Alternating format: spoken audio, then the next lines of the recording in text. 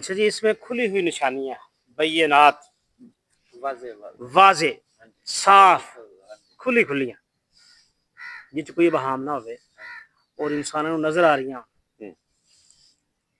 ये जरा अल्लाह तबारक तआला इसमें खुली हुई निशानी है। केदी केदी गल किथे गल करते पे ने, जेडी पिछली आज पढ़ी है तुसी, ओ जरा मक्के वाली गल आई कि मक्के वाली च ओ अल्लाह तबारक तआला ने अपना घर, पहला घर जरा बनाया है, तमीर किया है उस शहर के अंदर जिन्हों की कहते हैं मक्का, उस शहर के अंदर। अगली आयत ने नाल ही दस दिता कि इसमें खुली हुई निशानियां है शहर के अंदर। केड़ी खुली खुली निशानियां ने? एक तो अल्लाह तबारक तआला जरा घर है उत्थे खाना काबा जरा है, ये हुआ जिन्हों दोबारा तो तमीर किया गया इब्राहिम अलैहिस्सलाम और इस्माइल अलैहिस्सलाम ने।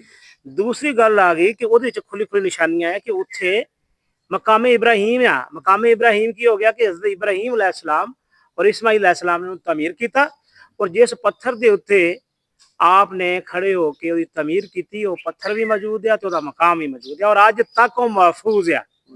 ये निशानियां है, खुली खुली निशानियां।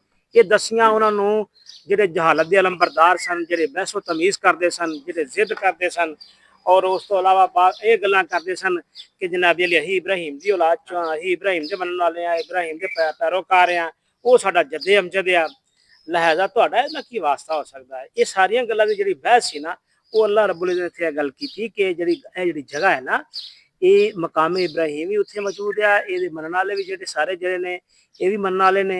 इब्राहिम अलैहिस्सलाम ने ओहदा इबादत भी खाना उत्थे मौजूद, जिथे इबादत करते जे अपना निशानी मौजूद है जिन्हों मकाम इब्राहिम कहते हैं। उसका हाल ये है कि जो इसमें दाखिल हुआ मामून हो गया। दूसरी निशानी, एक निशानी दे दी थी कि मकाम इब्राहिम की जी अज तक तुम वेखते जे।